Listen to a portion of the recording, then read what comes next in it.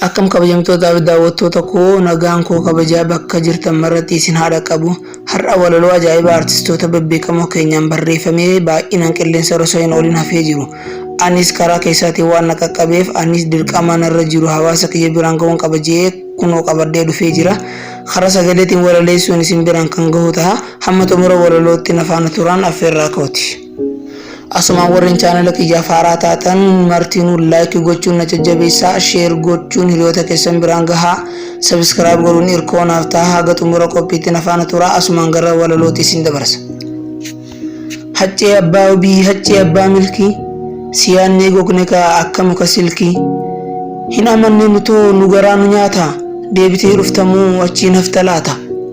Durgaaf gannu qabee roorroon warra shiraa, otoo mataa buufnee jennu maalaan jira. Kaanee jirra jennee gaafa ati jette jirtu, ati nu biraa deemnaa narrammoo qaanfannee gad jenne kaa'ettu. Haccee gogoota koo yaa ilma hundeessaa, mi'a ammoo akkamree jiruun boolla keessa. Si nyaatte kaayaaddee siyaasni dammirii, obboleessa taaddee maammoo mazammirii.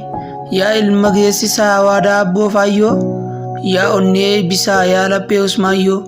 Yaa michuu jaagamaa koodee ilma badhaane, mi harkuma maaltu dandahee sedhaane.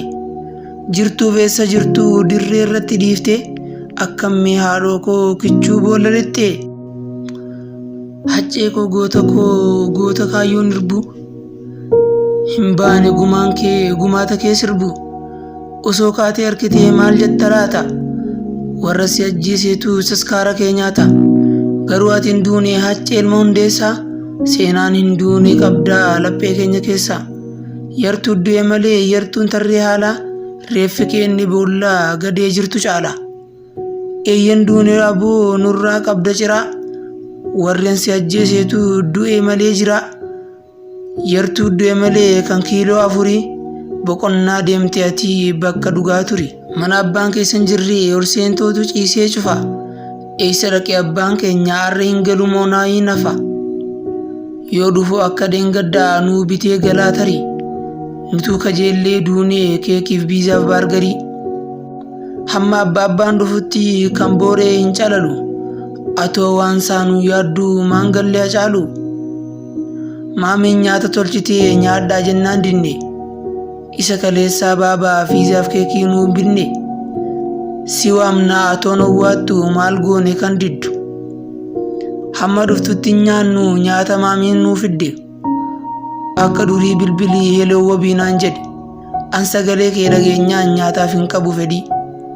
Hanga galtutti hin laallu filmii jeeriif toomis, siyaannee nuuf koottu dafii ammatti baabii. Jedhan ijoolleen Hacaaluun immoo deebisee akkas ittiin jedhe. Ilaamee yaa dhala koo, ilaamee yaa ilmaan koo, Rabbi qofti haa lakkaa'uu naaf safaree imimmaan koo. Haati isanii haa bittu keekii keessan cuunfadhaa, huccuu feetanitti himaa yoo isheen bittu uffadhaa.